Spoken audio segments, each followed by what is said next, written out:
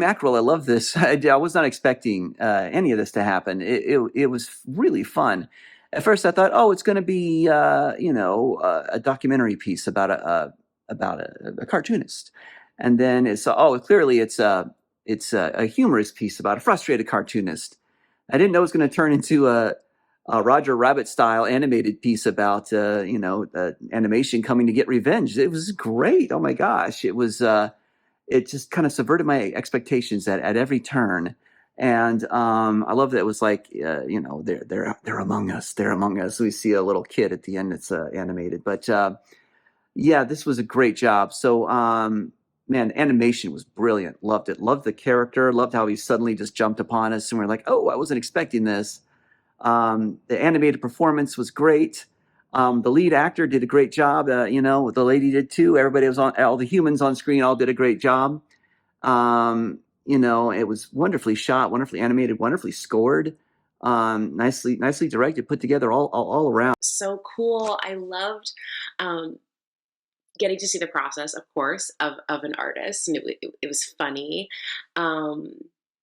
And then getting to see the animation, the culmination of his drawing come to life amongst the real world setting was so cool. It just reminds me of those. I'm trying to think. I can't think of this specific movie, but I remember that was kind of a style, a trend that was happening in like the late 90s, early 2000s, where there was that mix of real life live action mixed with the animation. Like it was so great, nostalgic. And then the story at the end, or the message at the end of like, not all of the characters make it to screen, but like they're still living somewhere. It can be a little eerie, but also like it doesn't necessarily have to be. Like the ideas never really die, and it's so true when you think about all of the ideas, the great ideas that are scrapped in favor of better ones, or maybe sometimes they're not better ones. But for the time that it takes to make a piece of art, there's like 1,000 hours that went in behind it to make that happen, and so many failed or unsuccessful iterations of that same final project. The heart of this short for me revolved around the almost soul-crushing and haunting experience of being an artist, especially when it feels like that art may result in nothing tangible. But I think the uplifting message, or what I choose to believe is uplifting, about this piece is that there doesn't have to be something tangible in order to make a character real. Sometimes it's the labor that has gone into it and the thought of it that has made it already real. And maybe this is like me reading a little too much into it, but the fact that there was like a real cat that flashed across the scene that the man saw before the cartoon cat came, um, for me, that like also just signaled something about like representation. So for me, the ending message felt as if it was also saying we might not see this world reflected, but the world and these characters are still real no matter how silly, imaginative, or ridiculous they might be. Love the opening, how you describe kind of what's going on with the words on the screen. Really nice colors in the studio, great lighting, just a super cute and creative representation of this process.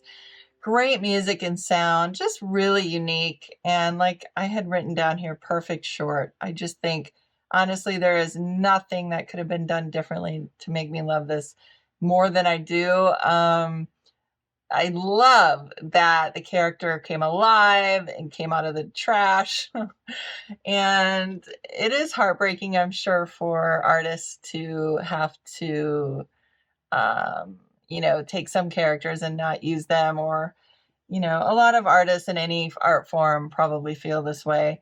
But I just really love the idea and the representation of this. And the animation was great. It just reminds me of, Who Framed Roger Rabbit. I would have loved to actually seen this as even like a series or feature or something. But quite honestly, it's great and holds up just the way it is. Like I said, it's perfect. I think the lesson here is to value artwork, even if imperfect, And most of the time, it is imperfect. And I know how we are. We are our worst critics.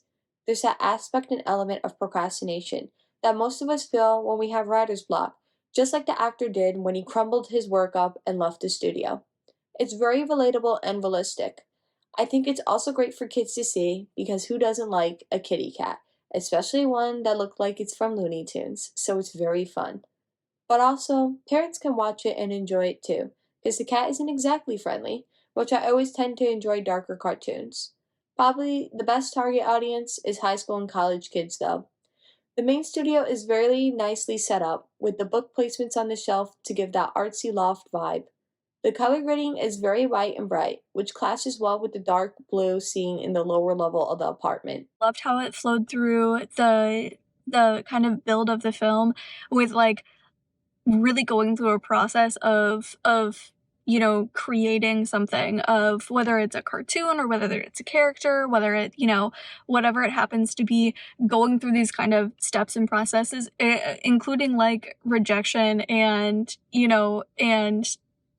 self deceit or whatever it was, and discarded, like in going through all of these different kind of phases that isn't have a concept, draw the concept, finalize the concept, move on. Like it isn't the kind of standard whatever, but like going through it truly feels like the process fully is. I thought was so clever, and I absolutely loved the real life and the animation on the in the film. Like I thought it was so great. I thought it was so well done. I loved the ending message that, so many characters don't make it onto screen, but they've still been created. They're still with us. They're still part of that process.